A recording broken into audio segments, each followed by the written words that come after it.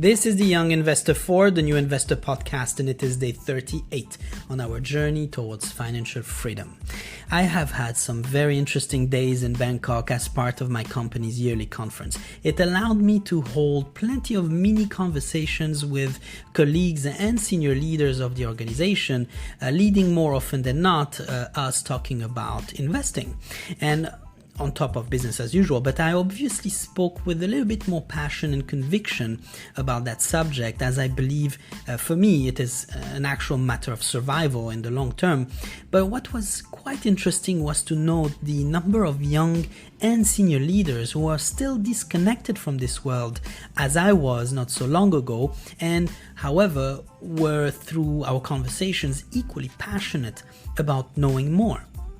So I truly believe that it is a question of lack of practical information coupled with the fear of the unknown that is making them not yet investors.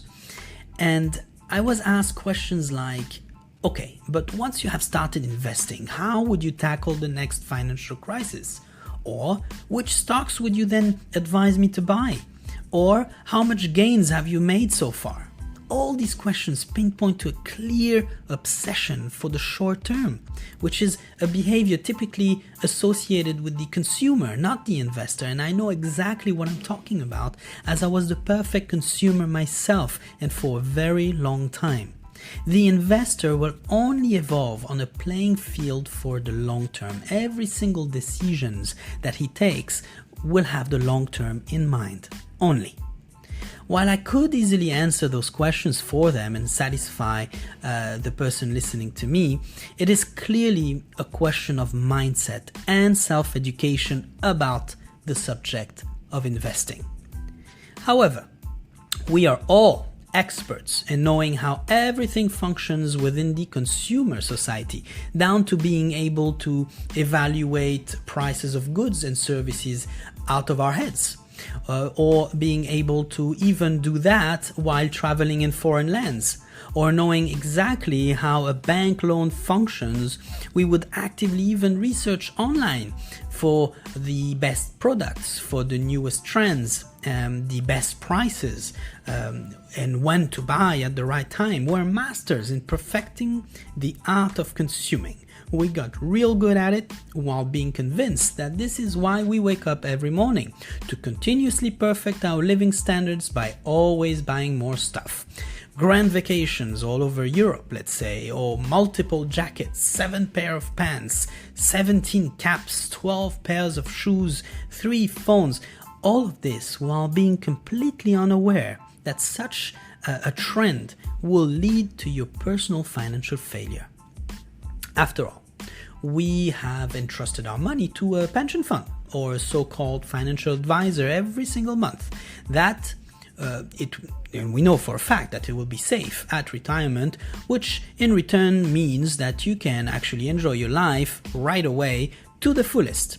They will even tell you via a graph that how your money will actually compound over time in between their hands. They will tell you that the more you commit monthly, the less time it will take for you to become a millionaire at the age of retirement, or even at 50. Of course you will. It is written on their brochure.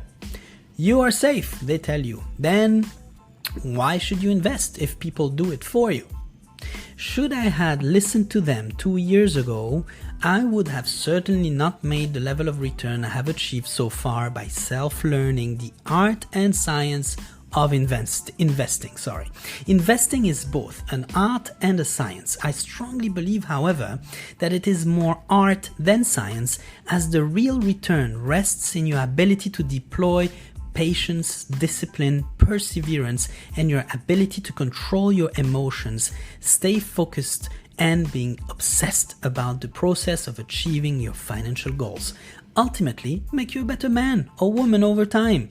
The science can be learned, but it is all about your mindset. I respect everyone's line of work. I have no personal beef against financial advisors, as it is still better than doing nothing with your money. I am just absolutely convinced that you can do much better by applying yourself a little bit more, or developing a new skill that you never knew you had in you. This is a form of activism that is deeply devoted to your progress. During the conference, we were asked to share with our group of colleagues what was our greatest moment of pride. It is difficult to do so, I admit, but we all managed to share an extraordinary story. Mine happened 38 days ago now, when I decided to again completely step out of my comfort zone and start this podcast, being able to consistently publish 26 episodes with total plays now reaching triple digits. What was your own greatest moment of pride? It is a very valid question. Will it be today when you decide to become the artist of your own self-development and take your financial future in your own hands? Have a great Friday, everyone, and I look forward to the next episode.